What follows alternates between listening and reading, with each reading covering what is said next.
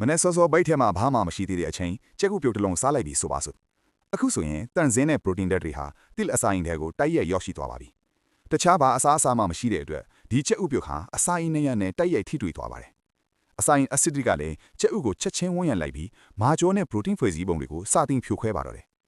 အပူကြောက်ခဲနေတဲ့ကြက်ဥတွေက protein ဓာတ်တွေဟာ acid ရဲ့ပြုပြင်မှုကြောင့်တဖြည်းဖြည်းလျှော့ရဲလာပါတယ်